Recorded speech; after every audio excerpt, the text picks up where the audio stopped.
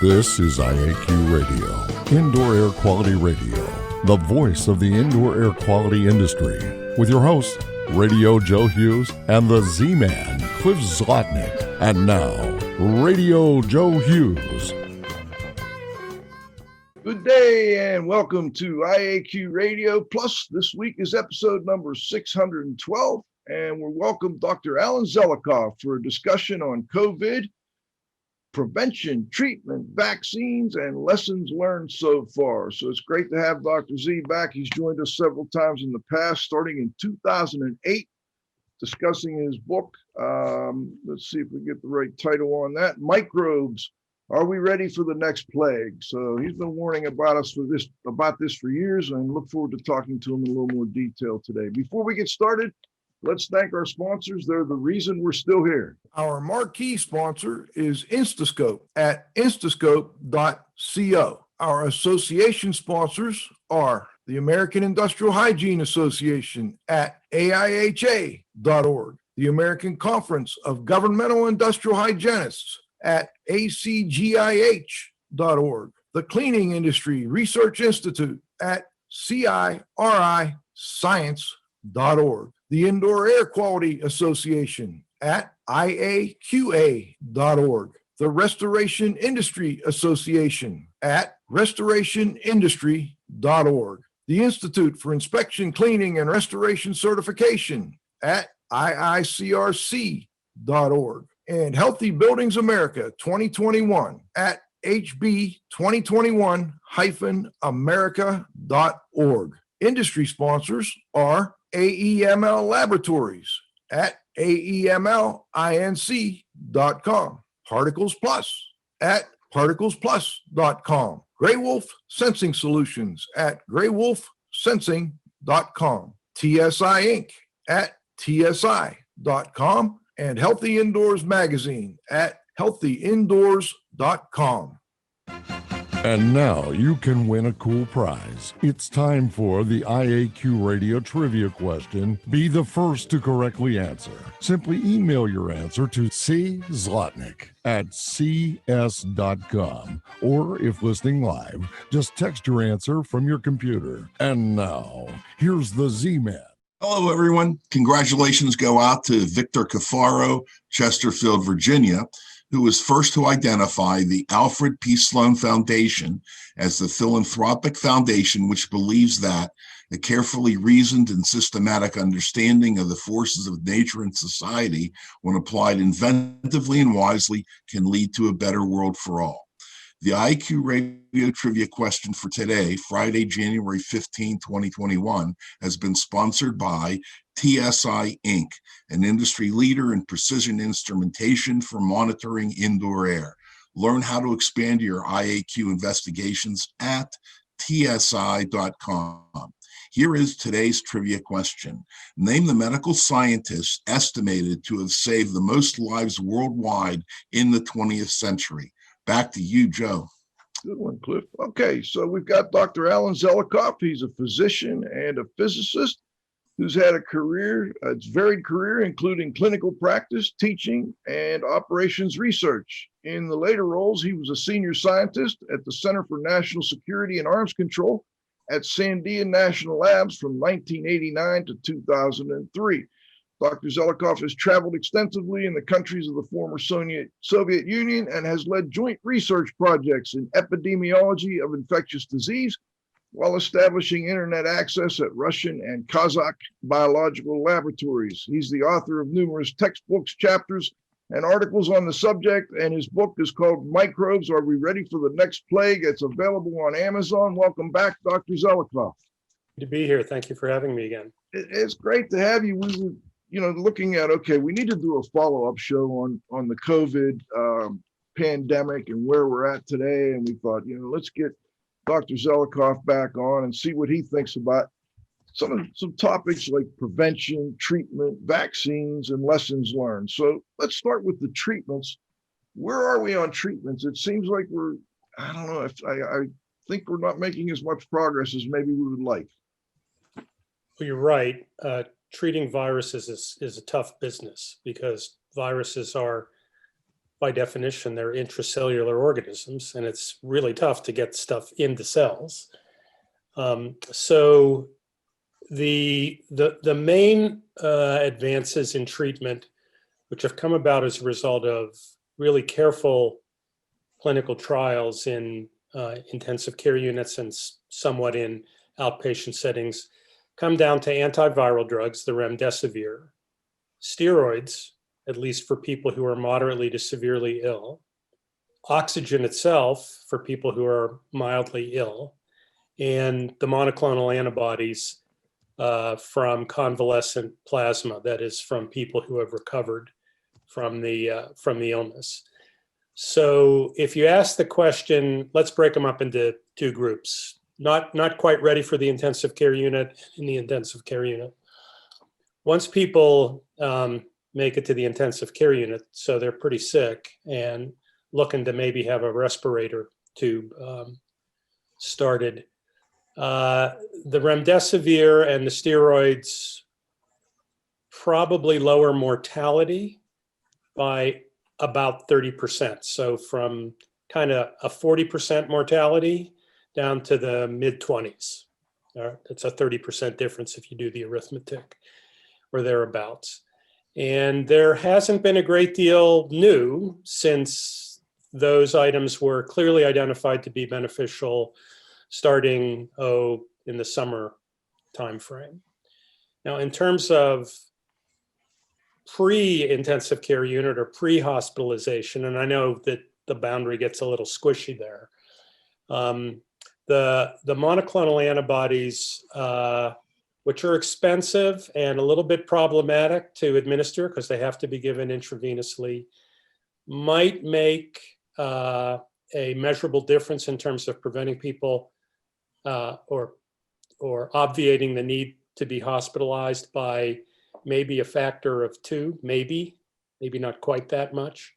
But we don't have a lot of data on that yet because they're expensive, and in the settings where you'd like to give them, for example, in nursing facilities, long-term care facilities, there's always a problem with administering intravenous medication in those settings. So I think you're correct to observe that our treatments have been pretty modest in terms of their efficacy, but there's nothing wrong with a 30% decrease in mortality in intensive care units. Is it anywhere close to treating community-acquired pneumonia with penicillin? No. And that's because viruses are much tougher to treat than bacteria are. Curious about supplemental oxygen, and you see a lot of news coverage about the fact that they're having trouble keeping up with oxygen supplies in some of the hardest hit areas. Is that as effective? I don't hear many people say, with or without oxygen, X would happen. What would happen to these folks if they didn't have that supplemental oxygen? It's a great question. I don't think we have a lot of data on that. So what is known is that in people who are mildly to moderately symptomatic, how's that for a weasel word? That if you measure their oxygen saturation, with one of those little finger clips, if oxygen saturation is below normal and you supplement with oxygen versus not supplementing with oxygen, that they do better. That is, they avoid hospitalization at a greater likelihood than people who don't get oxygen. I don't know the data on that off the top of my head, and I think the reason that the data is hard to get is that it's just done now, and they're done in places, nursing facilities, outpatient clinics, people get sent home on oxygen, where a lot of follow-up data just isn't gathered because it's just difficult to do. So it helps. Does it help a lot? It certainly helps measurably. Does it prevent everybody or even the vast majority of people from ending up in the hospital? I don't think it prevents the vast majority, but it certainly prevents the majority, meaning more than 50%, from going into the hospital. Now, there are all sorts of other factors, age, comorbid conditions, and teasing all of that out, with statistics requires a lot of data and a lot of time. And to the best of my knowledge, it hasn't been done to just look at the isolated question of if you take into account everything else, comorbid conditions, et cetera. What difference does supplemental oxygen make? I don't think we know the answer, but it certainly is beneficial. Okay. Going back to the origination of the virus, Cliff had a question on, in your opinion, where do you think it originated? Did it come from a wet market, from bats, or is it more likely that it came from a laboratory? So I think the virus originated almost certainly in bats. Now, was the virus obtained, put in a lab, and for example, in one of the labs in Wuhan, China, and was there a laboratory accident? I'd be speculating. It'd be very hard for me to believe that someone de novo sat down with a piece of paper and a pencil and said, let's see here. We've got these coronaviruses like MERS and the old SARS from the early 2000s. Let me manipulate it a little bit and see if I can make it more pathogenic. I just don't, that's hard. And Okay. I don't think that happened. I don't think this was done by intent.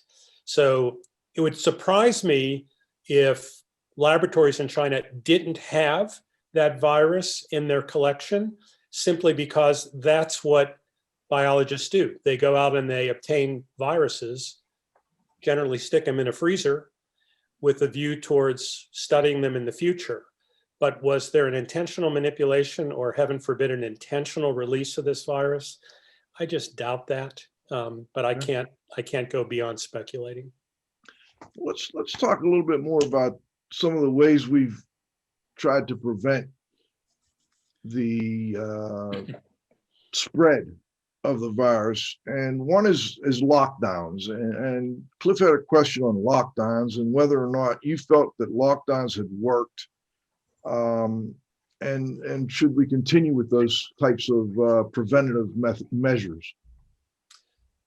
Well, there's no question that if you separate people and don't let them interact with each other, which is effectively what a lockdown does, that you decrease the spread of the virus. You know better than I do that lockdowns are just not sustainable. And at least in this country, they don't appear to be sustainable. Now, there's also stuff short of lockdowns that clearly works. Masks and not gathering in large numbers and not traveling. How do we know this? We know this because to some extent, people are not interacting. They're traveling less, though certainly not traveling less enough. And what have we seen? We've seen that the influenza virus, which every other year would be peaking at this time, is hard to find. I actually follow the number of samples that are positive for influenza that come into all New Mexico laboratories. I'm out here in Albuquerque. So we have hundreds of samples a week, not thousands, but hundreds of samples a week.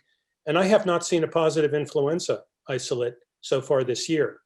Now, surely we're going to see it, but compared to every other year where influenza samples would be 10 to 20% of all samples that have been submitted, it's 0 or maybe 1% out here in New Mexico. Well, why is that? Well, it's because people are socially distancing and wearing masks. Now, having said that, it appears to be the case that influenza is less transmissible, that is, has a lower so-called reproductive ratio than the SARS-CoV-2 does, maybe by a factor of 2 or 3. And that makes a huge difference in terms of the likelihood of finding it in the community. But there's no doubt that the simple public health measures that you've heard people drone on about endlessly, washing your hands, social distancing, masking, staying at home when you can, preferably not traveling, there's no doubt that works. Otherwise, we'd be seeing a lot of influenza. In fact, I haven't even seen any cold virus samples,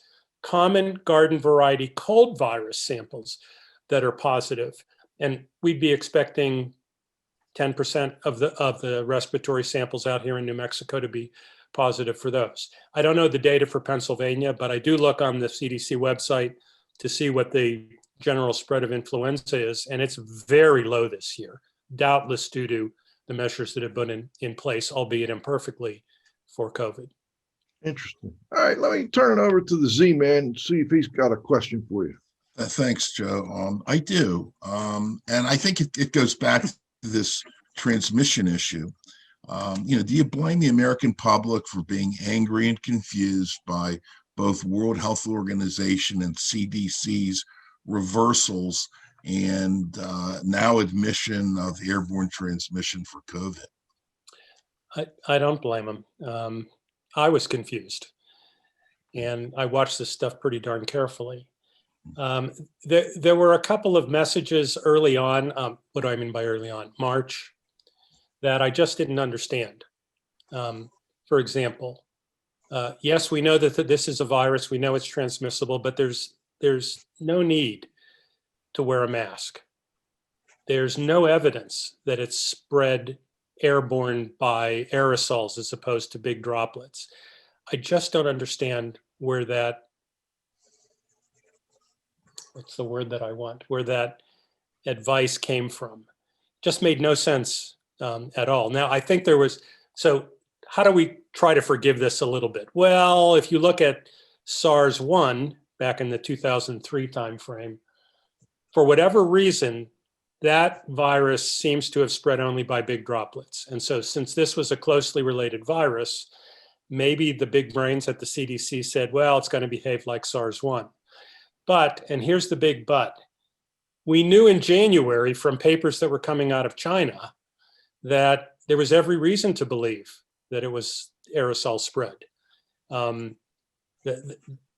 The literature was very clear on that. And that's what led me and one of my colleagues out here to institute effectively a lockdown in 7 large long-term care facilities here in Albuquerque based on the Chinese data. And it was severe. I mean, it was a lockdown, no visitors, everybody wears a mask, testing when there weren't a lot of tests available, everybody who worked in those facilities, because they were obviously out in the community when they weren't working. And we were successful at keeping the virus completely out of 7 facilities, 0 cases among patients, 725, I think, patients in those 7 facilities up until November. So lockdowns work, but they're difficult. And there's no doubt that there was a lot of complaining about it, even in our nursing facilities here that I was involved with. So I can only imagine in the larger community, there was a lot of confusion and a lot of anger over the mixed messages.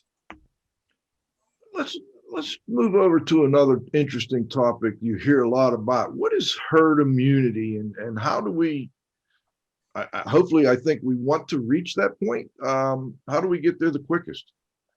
Yeah, another subject that has just been painful to watch. So at some point when you're talking about medicine, you have to do a little bit of arithmetic.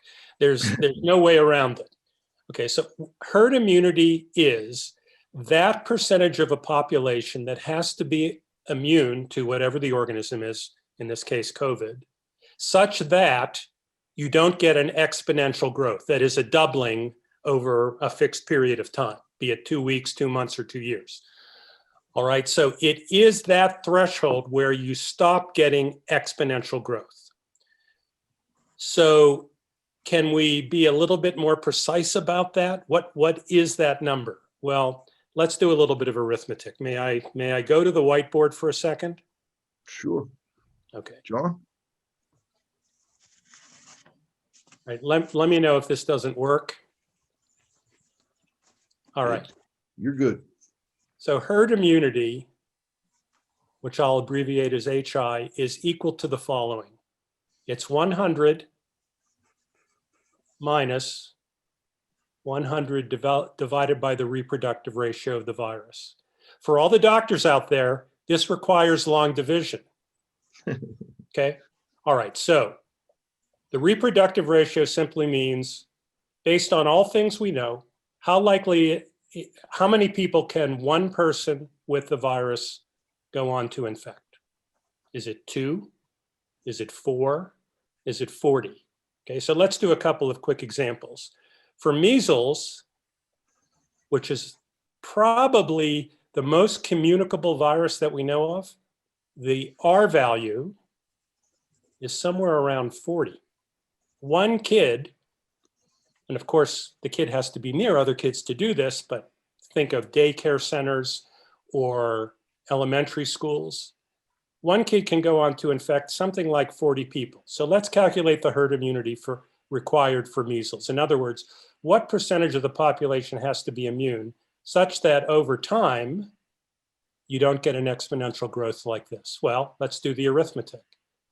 It's 100 minus 100 divided by 40.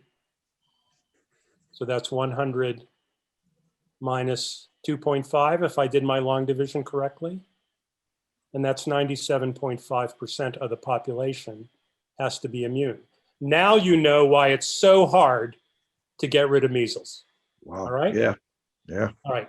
For COVID, the numbers that we thought in the spring and summertime was that the R value for COVID was about 4. Let's do the very complicated arithmetic again. So the herd immunity for COVID is 100 minus 100 divided by 4. And that's 100 minus 25, or 75%. And now you know why Tony Fauci was saying in the late summer, early fall, we need to vaccinate 75% of people to stop the exponential rise. So what do I mean by stopping the exponential rise? Instead of it doing this, it does something like this. It flattens out. There's still transmission. It's just that it's not growing at an exponential rate where it doubles every 2 days, 2 weeks, or 2 months, whatever it happens to be. Now, one last thing, and then I'll stop with the complicated arithmetic. You've heard that the new variant for COVID from the United Kingdom, maybe South Africa, which, by the way, is everywhere. How could it not be here? Sure. That new COVID, so I'll call it COVID new, COVID N, has an R of 6. That is 50% more transmissible. That's the number that you hear. So that means the R goes from 4 to 6. Now let's do the arithmetic. It's 100 minus 100 divided by 6. So that's 100 minus about 16. And that's 84%. And now you know why Tony Fauci's been saying, well, we got to vaccinate maybe 85% of the population, because this has taken place. Okay? Can I ask a quick Go question ahead. there? Yeah. Is it that we have to vaccinate 84%, or that the combination of those vaccinated and those that have already had the disease and then have their own antibodies developed needs to be 84%? You are correct. It's the latter. Okay. You're exactly right. All right. Very Okay. good. Cliff, let's turn it over to you. Thanks, Joe. I guess in the United States, unless something happened lately, there's 3 vaccines that are approved. And, you're a physician. And I guess the question number 1 is, are you going to be vaccinated, or have you been vaccinated already? And is there one that you would prefer over the others? Or you think they're all pretty much similar? Near as we can tell, they're pretty much similar in terms of their efficacy. They're a little different in terms of the way they're formulated, and we can get into that if you want. So am I going to be vaccinated? Absolutely. Okay. I can't think of any reason not to be vaccinated, simply because the risk of acquiring COVID outweighs all of the potential risks that I'm aware of with the vaccine. Now, I understand that people are a little nervous about having genomic material squirted into them, but it's not as if that genomic material alters the recipient's own genomic material. We got a lot of experience with these vaccines in animal studies. They appear to be very, very safe. And I think across the 3 of them, there's the Pfizer vaccine, there's the Moderna vaccine, and then there's the AstraZeneca vaccine. The efficacy is about the same. The difference among them is that the latter, the AstraZeneca vaccine, is a DNA vaccine rather than an RNA vaccine. Why is that important? Well, RNA falls apart very quickly. DNA is forever, as any forensic investigator will tell you. You can look at DNA that's been on surfaces for months or years. So the DNA vaccine is very stable. And what that means in a practical sense is it doesn't have to be kept cold. So the latter one, the AstraZeneca vaccine, is probably going to be the one that dominates in places where there is not the ability to keep things at, what is it, minus 70 degrees C for the Pfizer vaccine. The Moderna vaccine doesn't have to be kept quite that cold. And you may ask, well, why the heck is that? And the answer is that the RNA, which is about the same in the two vaccines, is packaged in a different fatty globule, a lipid globule, to use the vernacular. And that lipid that the folks at Moderna have chosen is more stable at higher temperatures, so it doesn't have to be kept quite as cold. With respect to the vaccination rollout, what do you think is, that's something you kind of, you've been involved with these types of things for years, and why do you think it's gone so not as well as expected, let's say?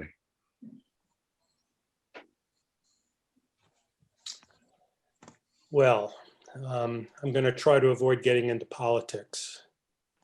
Let me say two things.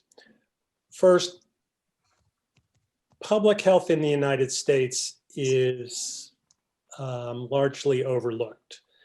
Its successes are such that when it's successful, nobody hears anything about it. And so as time has gone on, funding has clearly gone down, at least if you adjust for inflation, for public health measures.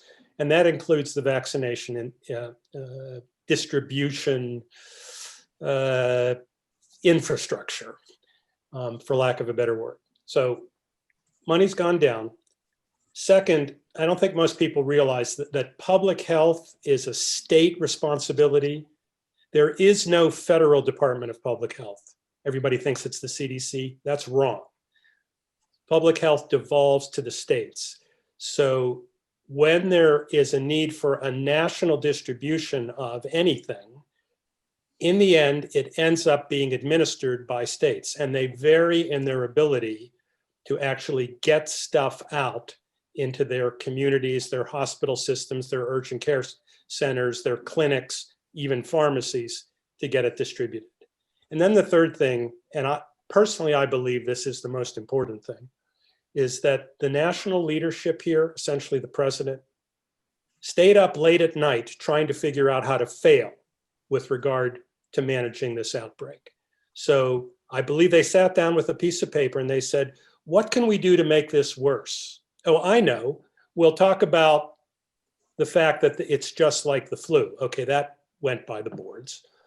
Then we'll talk about, well, there's no evidence that we need to use masks, and I, the president, am certainly not going to wear one. And so you can see how that eventually degrades people's enthusiasm for acting when the vaccine becomes available, because now they're even thoughtless, critiques of the vaccine. I mean, here's one example. Well, the vaccine has preservatives and preservatives are bad for you. There are no preservatives in these vaccines. There's no thimerosal, there's no formaldehyde, none of the things that we find in picogram quantities in the other vaccines. Yet the anti-vaxxers are out there complaining about it, and they don't get much pushback from national leadership. The president ought to be saying, not only should you wear a mask, there's no risk to the vaccine that we know of, and there are no preservatives, if in particular you're whining about that silly objection. So those are the three components: lack of funding, a state, meaning a balkanized responsibility, and no leadership from the top, save for folks like Fauci, who tried to give knowledge through the din that the president created. Let's get one more quick one in before halftime here. It's from a listener. It says, I believe mRNA triggers an immune response. What is better, natural antibodies or the mRNA vaccine? Great question. Short answer, we don't know. We're about to find out. So there are many papers coming out about how long immunity lasts with natural infection. Takes a while to get this because you have to wait after people get a natural infection to know how long they have immunity. Right. So the latest that I saw is that we know that antibodies in people who have been vaccinated are there for at least 6 months, save for about 0.5% of people who, for whatever reason, their antibodies wane. Now, before we go on, does that matter? Is it just about antibodies? No. If there's one thing that I could scream about, it would be stop focusing on antibodies, because the immune system is much more complicated than just antibodies. And for viruses in particular, it may be the case that the so-called cellular mediated immunity, which is different from antibodies that float around in the bloodstream, not attached to cells, may be more important. So the short answer to the question is we got to wait to get the data. But as far as antibodies are concerned, why do we focus on them? Because they're very easy to measure. Cell-mediated immunity is very hard to measure. It's easy to measure antibodies. We know that they're there for about 6 months, and that's about how long the vaccine has been in clinical trials, and we get about the same answer with regard to vaccines. That is, antibodies, a important but by no means the only part of the immune response, are also around for about 6 months. Now we just got to wait, and we got to see how long they last. Biology is complicated. It really is. Sometimes I wonder. I mean, how do you figure these things out and sometimes you're dealing with a combination of biology and chemistry and Amen. It's brutal. All right, let's go to halftime. We want to thank our sponsors. We'll be back with the second half of our interview with Dr. Alan Zelicoff. We're talking COVID prevention, treatment, vaccines, and lessons learned so far. We'll be back in about 150 seconds with the second half of our show. Our marquee sponsor, Instascope. More jobs done faster with the future of IAQ assessment technology. Unlimited samples, instant results, and cloud-based data at instascope.co. Our association sponsors are AIHA, Healthy Workplaces, A Healthier World at AIHA.org. ACGIH, Advancing Careers of Professionals in Environmental Health, Industrial Hygiene, and Safety, interested in defining their science at ACGIH.org. The Cleaning Industry Research Institute. See more deeply through science and research at CIRIScience.org. The Indoor Air Quality Association, promoting the exchange of indoor environmental quality information through education and research at IAQA.org. The Restoration Industry Association, the granddaddy of the restoration industry, network with leaders at restorationindustry.org. The Institute for Inspection, Cleaning, and Restoration Certification at IICRC.org. And Healthy Buildings America 2021 in Honolulu, Hawaii, August 10 through 12, 2021 at hb2021-america.org. IAQ Radio industry sponsors are AEML Laboratories, free shipping, great pricing, same-day results with no rush fee at AEMLinc.com. Particles Plus, feature-rich particle counters and air quality instrumentation. Count on us at particlesplus.com. Gray Wolf Sensing Solutions, over 20 years manufacturing accurate, reliable IAQ instrumentation for portable, short-term, and continuous monitoring at graywolfsensing.com. TSI Inc., an industry leader in precision instrumentation for monitoring indoor air. Learn how to expand your IAQ investigations at tsi.com.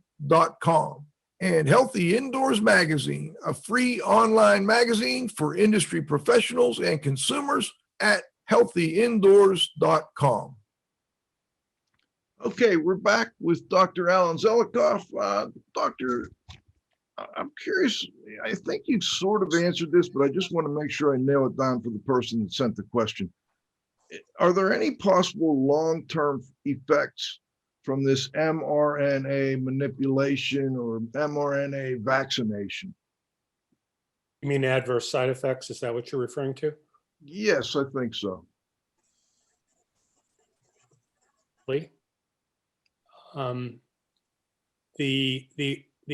mRNA itself falls apart in less than a week, if it's that long.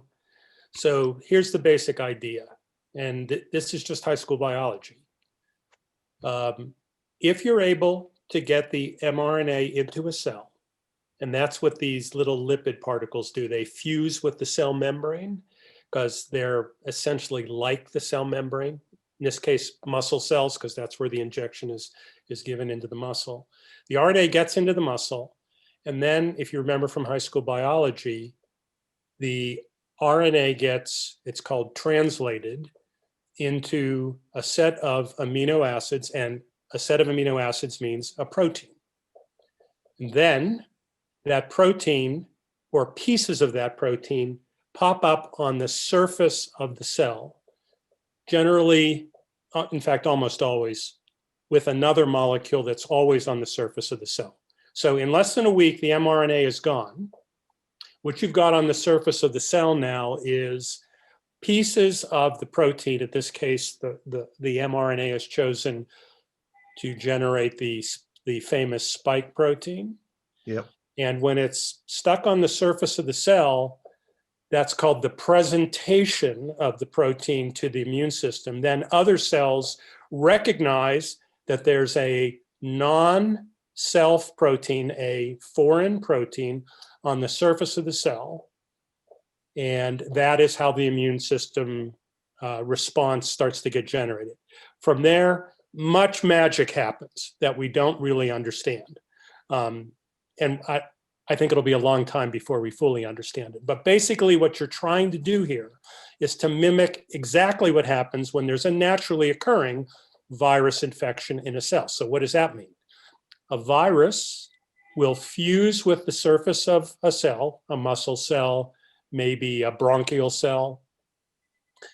The virus has RNA in it, that it's a very complete RNA representing all portions of the virus, not just the spike protein, and those proteins also partially get expressed on the surface of the cell and the immune system recognizes it. So unless you believe that a typical RNA virus infection leads to long-term risks, other than the short-term illness, unless you believe there's some long-term effect, then there's no reason to believe that the mRNA, which is just a piece of the RNA of the virus that's in the vaccine, will cause any long-term effects. Does that make sense? Yes. I mean, Yes. do you worry, for example, when you get a cold, do you worry that it's going to result in your children not growing up to be a senator? You don't. Okay, well, I have other reasons for that. But Cliff, let me turn it over to you. Go ahead. Thanks. One of the things that's happened publicly, I think especially in New York, is this prioritization question about who should be vaccinated first. Should it be based on the vulnerability of people, or should it be based on social justice issues?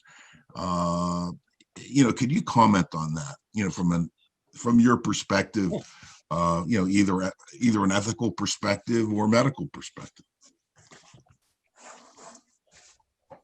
That's a hard question for me to answer. So I believe that the advisory committee that wrestled with this question tried to look at it from a public health standpoint. What do I mean by that?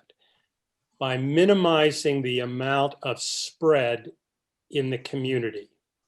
Now that's a loaded term. So for example, are prisons part of the community? Well, yes, they are, in the sense that people who work in prisons go out into the community. And prisons, and I'm picking it because I know it's a hot button issue, prisons are crowded, and let's just say there's a lot of irresponsible behavior that takes place in prisons. And so the likelihood of spread in those prisons and therefore infecting staff who then go out into the community is much higher than it is, let's say, than in a classroom, especially a small classroom. So I think that everybody has their opinion about who should be vaccinated first. And I think that the decisions that were made were largely from the standpoint of trying to minimize spread in the community writ large, which includes getting at those populations that tend to generate lots of spread of the virus and then infect other people who then go out into the community and infect people in the community. All right, now having said that, healthcare providers, not me, I don't see patients, not dermatologists and pathologists, but physicians and nurse practitioners and of course nurses who are out there on the front lines absolutely have to be the first ones to be vaccinated because we don't have very many of them and they're getting sick and then they're out of action. And then of course the supply problem with regard to staffing becomes even worse. So there are clearly select groups that have to be vaccinated first. And then finally, the most vulnerable. This sounds like another hot button issue. I find it to be an irritating quantitative issue. What do I mean by that? Well, let's isolate the most vulnerable so that we can give the vaccine to the people out in the community. Well, what the heck does that mean? 30% of us, including me, are among the vulnerable, either because of age or underlying conditions. So it's a complicated mix, and I have to give a lot of credit to the advisory committee that came up with the protocol for prioritization. Is it perfect? Probably not. Could somebody come up with something better? Good luck. I don't think anybody could have come up with anything better. Fair enough. Thank you. Let's turn to a little slightly different topic, and that is going to be the new strains being found of this virus. I think maybe there's some misunderstanding about how important that can be and how important it might be at this point in time. How important is it? I guess there's always new strains of these viruses. Is that correct? I mean, they don't always stay identical. Is that accurate? That's true, especially for RNA viruses. DNA viruses tend to be stable. Herpes hasn't changed in 10,000 years. Smallpox, it's not around anymore. That hasn't changed in 100,000 years. But RNA viruses are born to mutate. So this gives me an opportunity to make an observation. Please do. When you hear about a new phenomenon with regard to the virus, ask yourself a question.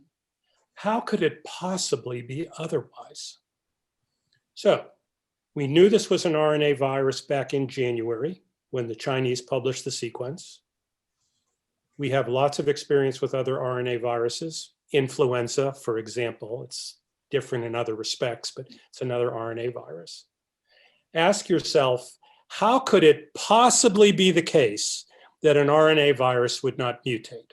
How could it possibly be the case that if you tend to spread people out, which is what social distancing and masking does, albeit imperfectly, how could it otherwise be the case that those mutant strains would not over time become more transmissible? When you spread people out, the only mutant strains that will survive will be the ones that are more transmissible. So it was eminently predictable, I predicted it, many other people did as well, back in January, that we were going to have an increase in transmissibility as a result of spreading people out. Now, does that mean we shouldn't spread people out? Of course not. When you spread people out, even though it may become more transmissible, unless people act stupidly, like traveling during the holidays, you will, over time, decrease the number of people who become infected. Okay, so to get to your question, it's inevitable that RNA viruses will mutate. The overwhelming majority of mutations, And anybody who has the virus has a vast swarm of mutants, the overwhelming majority of which fail because they can't survive due to whatever the mutation is. But every once in a while, there's going to be one that has a new characteristic. One last point, another point that just drives me absolutely insane, is the statement that, well, this is no more lethal than the previous virus, or the previous flavor of the virus, the previous strain of the virus. Mm-hmm. Let me see here. It's infecting 50% more people. Are more people going to die as a result of that? Yes. Is it more lethal per person? No. Is it more lethal to the population at large? How could it be otherwise? So always ask yourself with this virus, how could it be otherwise?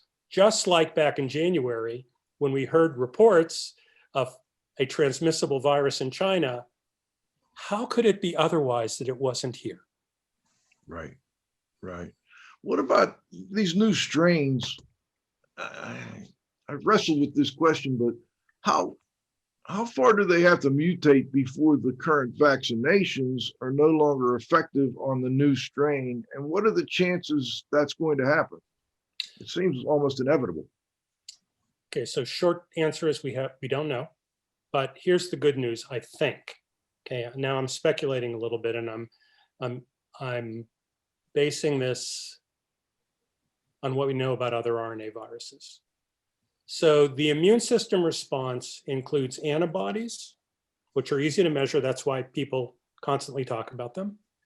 And so-called cell-mediated immunity, where individual cells, independent of antibodies, are detecting the presence of virus in other cells and killing those cells, okay?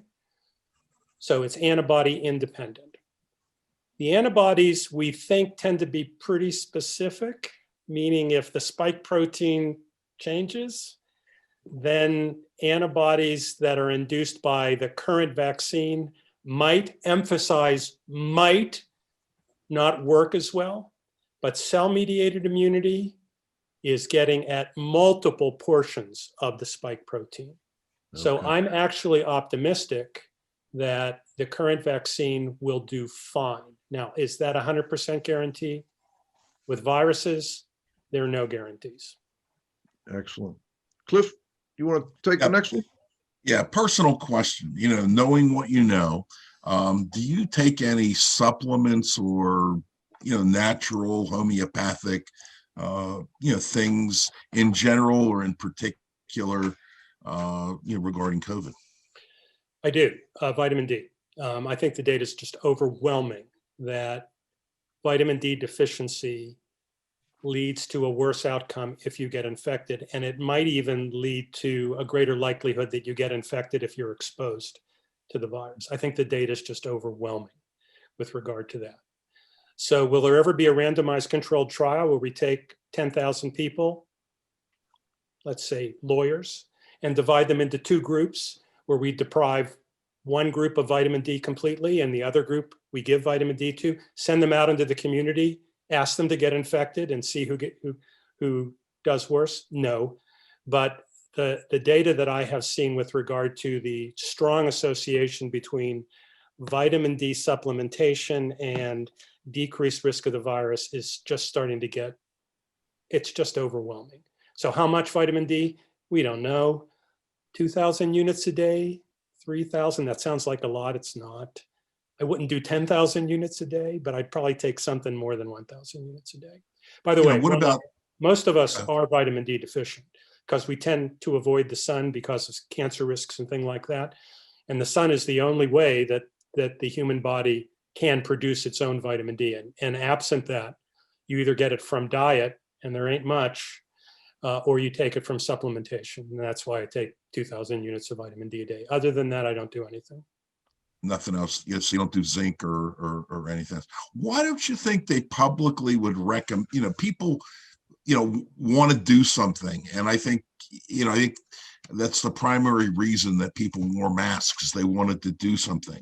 And, why wouldn't they tell them, just go out, buy some vitamin D? And I just don't understand, to me, if there's this data, I don't understand why it's not promoted. You just don't hear about it, and I just think it's almost malpractice not telling people when something like that could potentially. I think you're right. For what it's worth, Fauci has been asked about it, and he says, "I take vitamin D." He also takes vitamin C.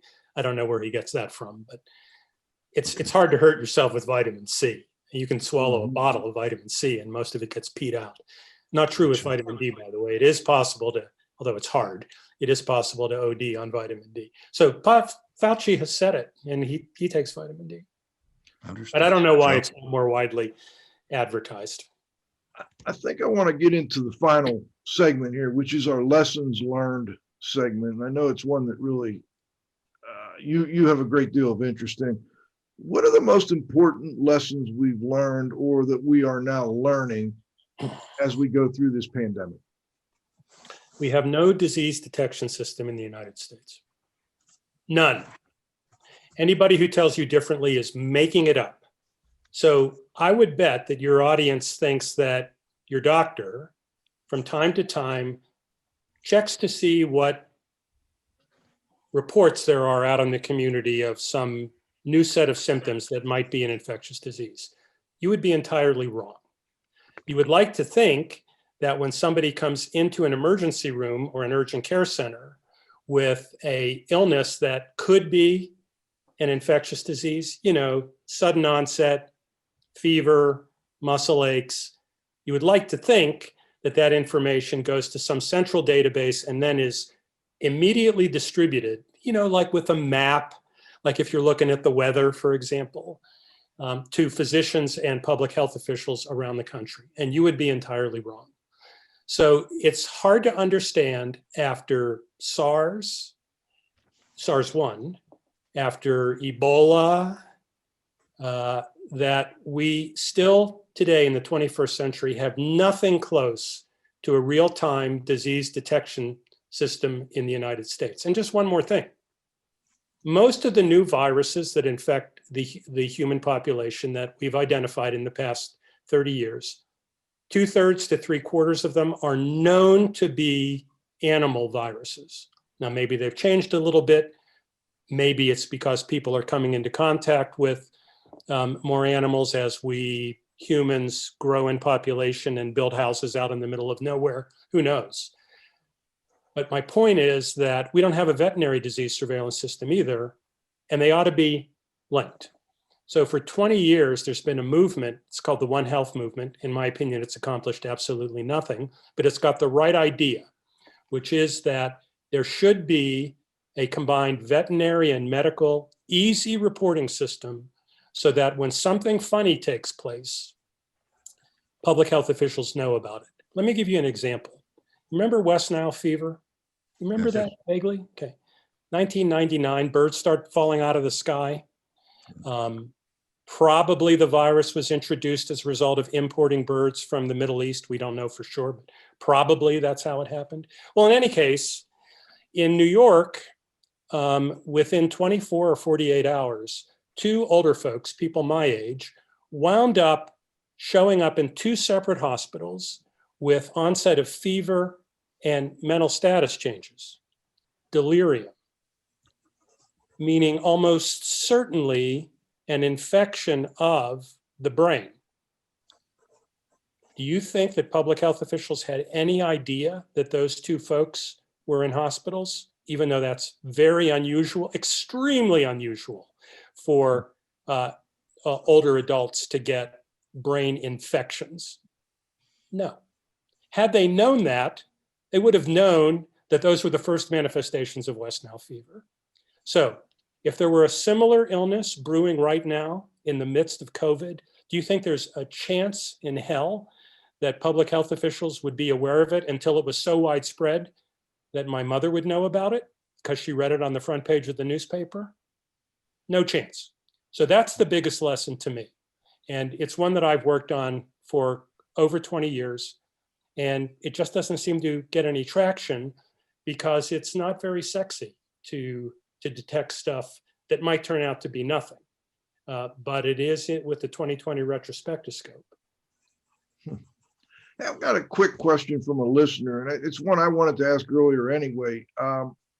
your thoughts on the J&J one-shot vaccine versus the two-shot Moderna and Pfizer vaccines. I'm not sure what AstraZeneca, if that's one or two. And there are different types of vaccines as well. Any preference? I mean, if I was given the choice between the J&J, the AstraZeneca, the Moderna, and the Pfizer, would you have a preference? Well, that's a difference I don't know about. So I can't give an answer. I just didn't know about that. Okay. I have a follow-up, Joe, and actually this was another one from a listener that kind of makes sense because I had an opinion on it when it first happened. Alan, when the Pfizer vaccine first came out, it's my understanding that about 50% of the virus is being held back to be the second dose for the first 50% for the first people that receive that first 50%. It seemed to me that it would have been better to use all that, use the whole first batch of virus and give it to people so that more people, could be immunized. Is this something that's commonly done with, two-shot vaccines?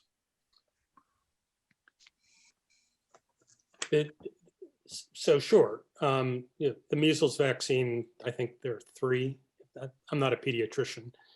I think it has to be given at least twice or 3 times. I can't remember. So the issue here is adequacy of supply. And you don't want to get in a situation, and I don't know if we're going to end up in this situation, where lots of people got the first dose and either for logistic reasons or just simply availability of supply reasons, they don't get the second dose. Yikes. I don't know what we're going to do when that happens. I mean, you can say, well, what the hell, if they're not getting the vaccine, the second dose within 4 weeks, it's okay to get it within 6 weeks. Well, maybe, but that's not the way the studies were done. And once again, biology is very complicated. So once you start twiddling over here with, well, we could do it at 6 weeks, who knows what's going to happen. So I don't have an easy answer to your very good question. My personal belief is that it's a shame that we have succeeded in to date getting maybe 20% of the available supply into people's arms over the course of now close to a month. That's just a shame. I noticed that the Trump administration has decided to reward states that are getting it out quicker by guaranteeing, whatever that word means, that they'll get enough for the second dose. So I don't have an easy answer here. My personal bias is to just get the damn vaccine into as many people as possible, and then beat on the companies, throw more money at them to produce more vaccine. That's my personal bias, but we'll see, won't we? Before we wrap this up, I got a question. I hope it's a quick one, but it may not be. Is there anything that has surprised you about this whole COVID-19 situation? The biggest thing that surprised me was how irresponsible the senior leadership in the Trump administration was. Didn't expect that, huh? Can you imagine President Clinton saying, "Oh, it's silly to wear a mask"? Now, I'm not picking on Democrats and Republicans. I think that our current president is uniquely irresponsible.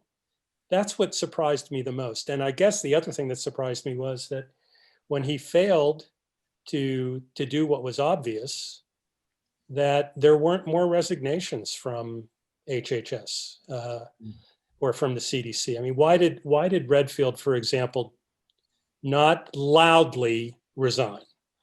Were it me, I think I would have, just to make a point. So that's what surprised me the most. It seemed like the decisions that were made were designed to be as destructive as possible.